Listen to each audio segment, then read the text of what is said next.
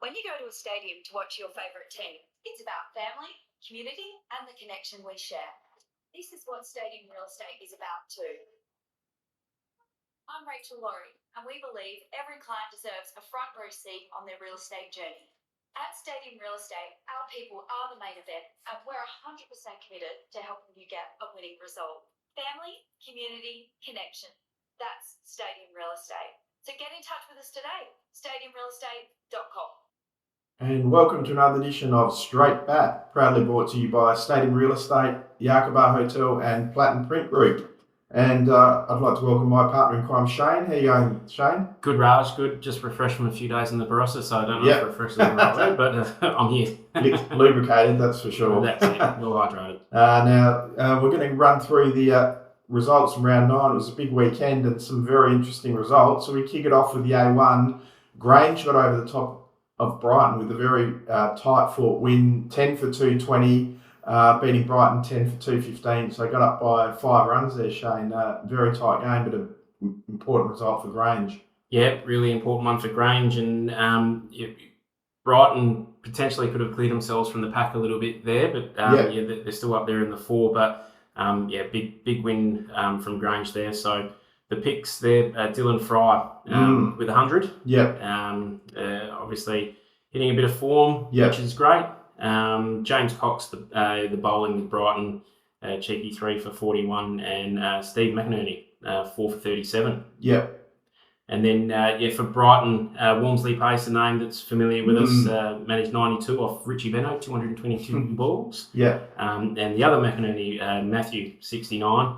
It looks like there might have been a bit of a hat trick there for Ryan Fry. Yeah, Ryan Fry with a hat trick. And, Brighton looked to be cruising, I guess, at 3 for 182 with only, 30-odd runs to get and 2 set batsmen. But Ryan Fry's spell of bowling there obviously turned the game. So that's, big win for Grange in the context of their season. Absolutely. 6 for 34 off 17.1. And I don't mind this, opening the bowling with the spinner, Michael McDonald. 36 overs. Yeah. 36 overs, 11 maidens, 3 for 61. Yep, so that's impressive. Did a lot of work there. So that was a very important win for Grange. We'll run through the ladder, but that's put them right amongst it, hasn't it? Next game was another very close game. Goodwood 9 for 105 beat Scotch 10 for 104, and then 6 for 171. Set a target in the second innings. Goodwood 6 for 143. So I think Goodwood might have been 9 wickets overnight, and took just 6 balls to get the required 3 runs. Number 10, Jake Ludlam, hitting the winning run. So important win. They needed 2 runs, so they were 9 for overnight. I know Peter Argent was heading down that first thing, so hopefully he's got a few snaps for us this week. So it could have gone either way. Yeah. I guess the key bowler for Walmsley Pace had bowled the last over of day 1, so he couldn't bowl the first over of day 2. So doesn't look like it went past that first over. Yeah. Look, obviously Old Scotch really had nothing to lose. They're not going to catch Goodwood, so they've gone for the outright win, and it didn't quite get there, but they've made a bit of a game of it. Yeah. Winter Irving, not too many scores in the first dig for Old Scotch. So Hamish is 40 not out. Yeah. Archie Aldridge at the end as well, 20 at number 11. They're important runs. We've all been there. They're the most frustrating runs that happen when it's your number 11 coming in and doing the damage. And usual suspects for Goodwood, Alfie Gleadle, 4 for 34 in the first dig. Yeah, and I think Alex Senior picked up 7 wickets for Old Scotch, so should mention him as well. But not quite enough to get him over the line. Now, next game, do you know what a pie and water bag trip is? That's how Peter Archer has described this as a pie and water bag trip, the trip from Brunella to Para Hills. So the trip on the way home generally looks very different to that. Well, it would have been a good trip home for them, so maybe a couple of pies and a couple more than waters. But Brunella 10 for 204 got over the top of Para Hills 10 for 202, so got there by 2 runs in the end. So that's a fantastic wicket. They got their 9 wickets down, I think, after Carey had taken 4 for. So 9 for 164, but a 40-run last wicket partnership between Tunis and Jaden Patel proved decisive. So that's huge for Marinella. Last wicket runs, and that probably it gets them just out of that relegation battle now. I was watching this one on the frog box from from Tanunda. But yeah, it was good watching. I thought they started off well. Jordan Wright 25 and Oranga on 50, and they looked to be going really well. And then Grant Carey come in and kind of cleaned up a few wickets, and Para Hills have a really strong bowling lineup, so you don't get much respite from anyone there. But gritty win. Chunnies, Michael Chunnies, 77. To get them over the line and keep them alive for the year. They would have backed themselves into that last week at Para Hills, but Ranella were good enough to get those runs. So well done to them. Absolutely. Massive score racked up by Port Districts, 10 for 363. Way too strong for Woodville South, 10 for 184. So Port District seem to be coming into a little bit of form at the right end of the season, Shane. Yeah, I do think they've got some dangerous players, and obviously with Trav in there making a few runs here and there. So we'll go through the ladder a bit later, but they're right on the outskirts of it now. Definitely a smoky. To jump in there, and you can see the people that have done it. Woodville South are a good team on their own right as well. Struggled the last couple of games, but then you've got Reddy Redham, Yashworth. He's got 3 for 36, and Star with the bat in their innings with 162. It's a fair effort. Handy, decent all round game, 162 off 152 balls. So going at a good clip as well. And Benica Janath, 6 for 120. Yeah, that's line hard effort there. Yeah, it's never easy going bowling to someone when they're clearly in, and sometimes it's hard to get out when you're in. I never got to experience that. That was a big win by Port Districts. Next one, a little bit of an upset here. Bottom place Spock, too strong for PAOC. 10 for 170, 10 for 234, so that's a costly loss for PAOC. Yeah, that puts a big dent in their finals hopes. They were right on the edge, on the cusp of making that 4, and these are the kind of ones that you look at and you think, we'll pencil that in. Spock, they've struggled. They've had a couple of games where they've been close-ish, haven't quite been able to get over the line. So for them, it's good. It's never nice to see anyone go throughout the season and not have a win. And I do see Luke Harrington was back. And I'm sure it would have been a wily 3 for 24 off his 12 as well. And a pretty even batting performance by Spock. Everyone got a few.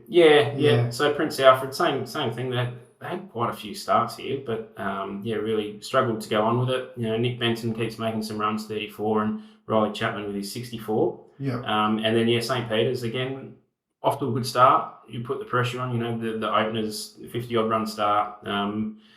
Charlie Allen, 42, and the other pick of the batsman, Peter Unikov, 59.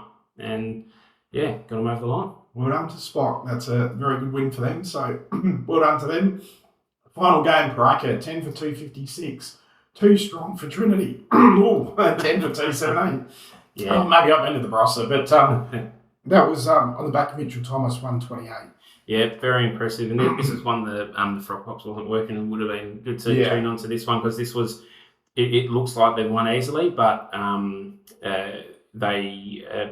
Paraka were down, I think 8 or 9 wickets down, and they still needed about 30 odd. I think it was 8 down. And obviously we can see Mitch Thomas with his 128 and Harry Walker at the end there with 31 not out to steer him over the line. And that keeps, again, after this we'll go through the ladder, but that keeps Paraka probably safe from that relegation. That looks a little bit clearer now what that will look like, and unfortunately for Trinity, that might be a costly loss for them. I did see that Paraka have, and I can see during the week they've announced Mark Hansen back as coach next year. So I don't know if that's a playing coach. I don't know.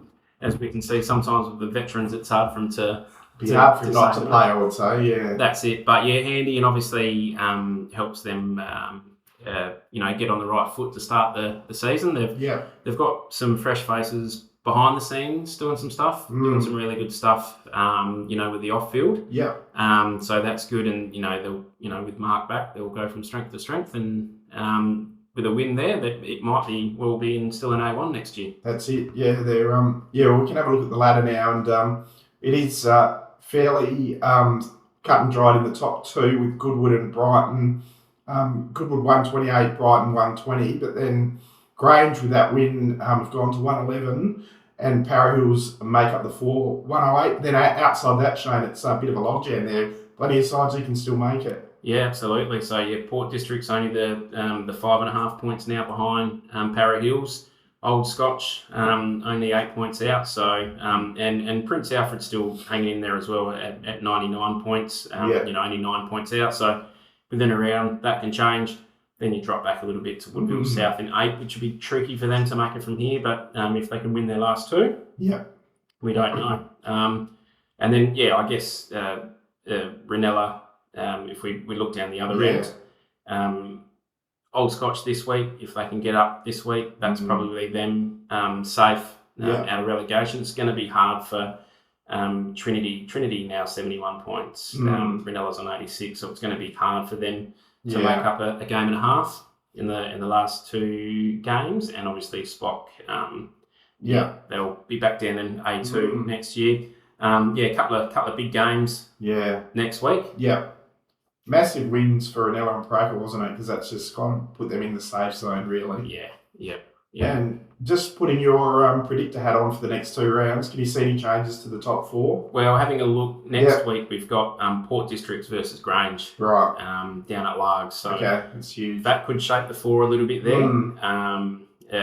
Woodville South, Prince Alfred, one of those will definitely be out of contention. After next week. Spock Trinity, if Trinity can get up there, then they've got a chance in the last round, and then another cracking game, Para Hills versus Brighton. That's couple of big games for round 10. So who do you see making up the final 4 at this point? You'd say Goodwood and Brighton. Goodwood and Brighton, safe. Look, it's too close to 2. I do. Port Districts. I like Para Hills, particularly their bowling lineup. It's going to be tight. That game next week could really decide it. So Port Districts at home, if they get there, on a roll in the back half of the season. Yeah, absolutely. Very good. You're listening to the Straight Bat here, talking Adelaide Turf Cricket. We'll take a quick break and come back and talk all things A2.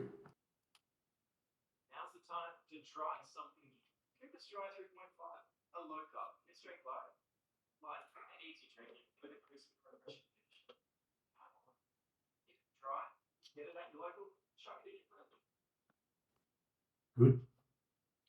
Looking at A2, round 9, and Unley with a solid win over Flinders Park, 10 for 156 to 10 for 97. So got up by about 60 runs there, and it was a good win for them, Shane. Yeah, look, only making 185, so generally you'd always be pretty confident as a batting team chasing down 185. But it's the old adage, runs on the board. You never know. So Rathner, 48 for Unley, and then a few starts as well.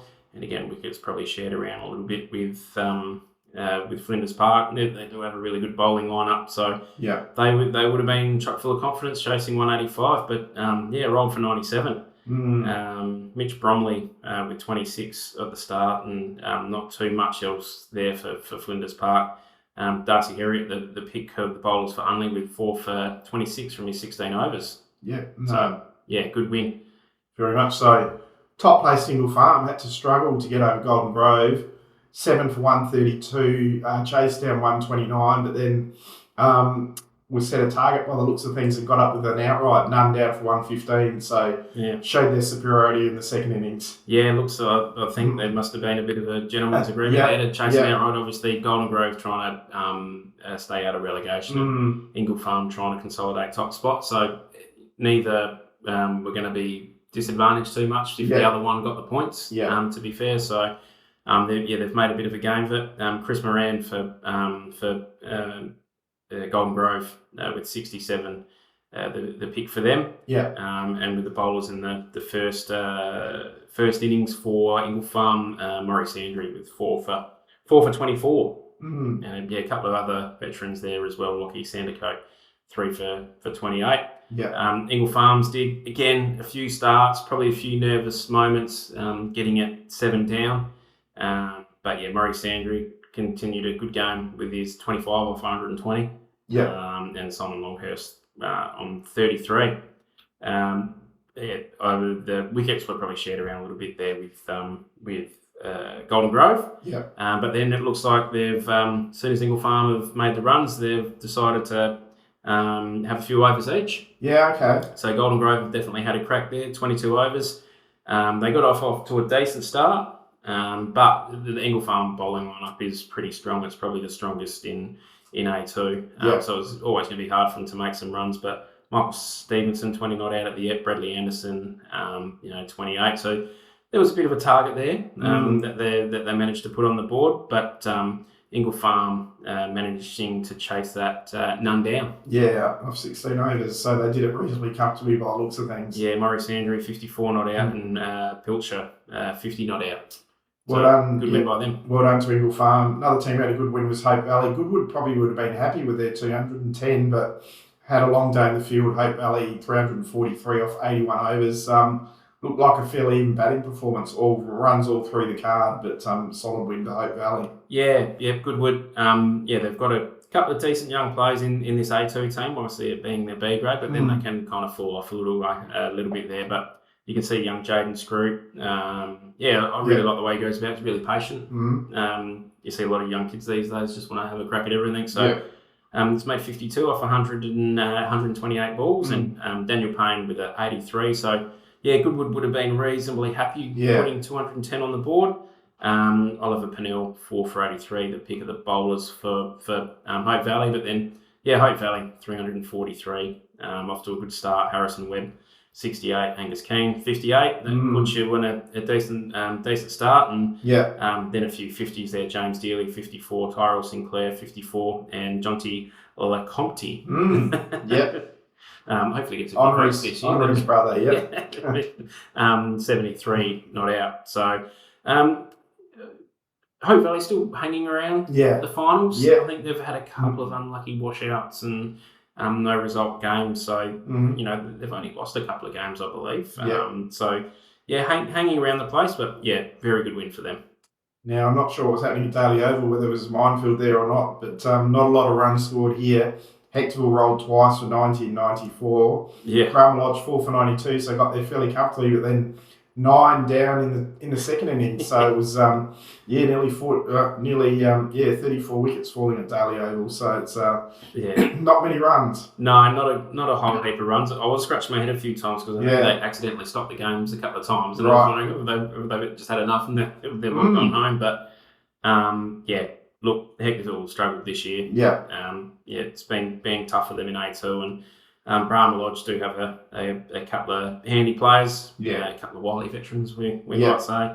Ben Pye, again, 41 not out. The difference there, the Partridge boys always doing their thing as well. So, good win by Brahma Lodge. Yeah, definitely.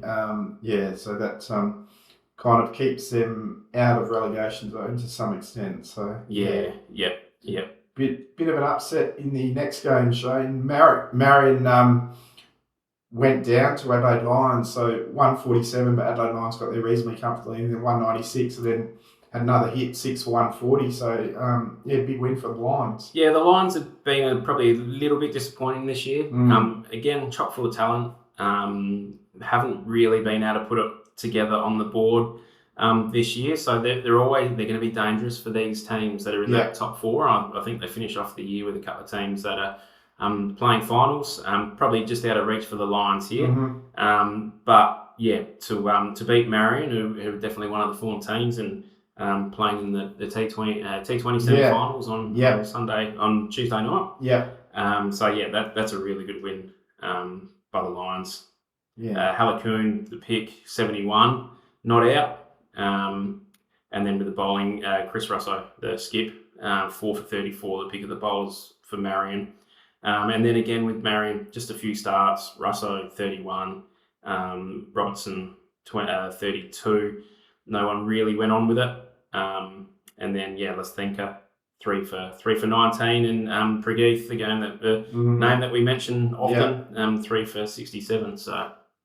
Excellent win there, and good win for your boys. 10 for 263 over Walkerville, 184. So a couple of good performances with the ball here that I'd like to ask you about. So Ali Zeb, 6 for 43 off 23 overs. So that's a very good effort. And for Walkerville as well, another 6 for Vishrat Pandit, 6 for 37 off 23. So a couple of outstanding bowling efforts there. Yeah, a couple of decent bowling efforts, a few good batting efforts as well. It's traditionally Jeps have struggled against Walkerville at Walkerville. And it was kind of looking that way at the start. Young Zach Norris, 60 off 50, but I think his 50 come off about 30 odd balls. Just having a bit of a swing, and Scott Blakemore was on 33. I remember there was, last year, though, I think they made 200 without losing a wicket. So you could think, oh, here they go again. But Jeppy's fought back really well. Bowled really well. Ali's English import. A bit of county second 11 stuff when he goes back home at the end of the season. So he's your modern day leg spinner. That fast through the air. He takes a lot of wickets. So he can go for a couple of runs, but then I think he went for a few early and brought it back. So he can be very tricky to face. So restricting Walkerville to 184. I think overnight. Again, Jeppies have been skittled for low scores out there before on the very first ball of the day. Sonny tickled one down the leg side and got caught behind. And I think the boys thought, oh, here we go. But then I think they got the score only one down. I think they're only one down when they got it near dish, 81. And Marshall, 104, which I think might put him on top of the A2 at the moment. He just loves playing shots, and he's one of those batsmen that's good to watch. So, look, I think one wicket down when they got the runs, and didn't get too many more runs after that, finishing on 263. But decent effort by the boys, and Vishrat Pandit, 6 for 37 off his 23. Vish used to play for Jeppies as well, so the boys know him well, and I think some of them were playing with him or against him in the old tennis ball cricket that night. So hopefully they all behaved, and good win by Jeps. Definitely. If we have a look at the ladder, this is a really interesting ladder because Ingle Farm and Jeppies have cleared out at the top. 138, 130, but then Marion 114, Unley 112, Walkerville just out on 109, as of Flinders Park on 109, and Hope Valley on 108. So, wow, there's probably outside the floor at least four other teams who are knocking right on the door. So it's going to be a big finish to the A2. Yeah, just obviously with Marion dropping that game, Flinders Park dropping that game, this ladder could look very different than what it did if a few more runs went either way. Golden Grove and Hectorville look like they might be in a bit of strife. But there's a few big games that might shape this a little bit. So Unley Ingle Farm. That's going to be a massive game. Ingle Farm win that, I think they probably lock in A1 next year and top spot. And then Flinders Park, Hope Valley again. Hope Valley coming into some form, so not going to be easy for Flinders Park. And then Jeps versus Marion. Big game that one. And all those sides will be desperate to get back up to A1. They've all got a pretty good history in A1 from the past, so it's really all to play for in the last couple of rounds and the finals. No, that's it. It's very, very tight, and it'll be interesting to see who can get up there. Well, no doubt keep everyone up to date with it in the last couple of rounds on Straight Bat. Anything else you wanted to cover off on the T20 finals coming up? T20 finals this week. Semi-finals we'll go into. So I know Div 1 we have Division 1 back to Tuesday night this week. We've got Unley versus Old Scotch. So that'll be Old Scotch flying the flag for the A1 teams. Unley playing some great T20 cricket. And then in the other game we've got Ingle Farm versus Marion in the other Div 1 semi. So, that'll be interesting there. Marion were quite strong. I watched them the week before. They've got a couple of good former juniors that play decent level Premier cricket at the moment. So they're going to be tough to beat, and Ingle Farm at home is always tough to beat. Division 2, we've got Woodville South versus Fulham. Battle of the West down there. And then, Brahma Lodge to play Grange 2 in Division 2. And then the lucky last Division 3, we've got a all Prince Alfred affair. It's an Okay. all football affair. Yeah, that'll be interesting. Yeah. Prince Alfred Crows team versus Prince Alfred footballers team. Okay. Down there at Park 9 Tuesday night, so I might make my way there. Some of those Crows boys hit the ball all right from what I've seen. Oh, the fieldings. Yeah. I was speaking to a couple of the young kids that played against them, and they just they didn't know whether they could run or not. Yeah. Because the athletes, elite athletes, and some of the catches and fielding that they do. Tex didn't move as well as some of them. He's probably close to our age than the boys that he was playing with. Yeah. But yeah, they've definitely got some decent cricketers in there, and likewise with the Prince Alfred team.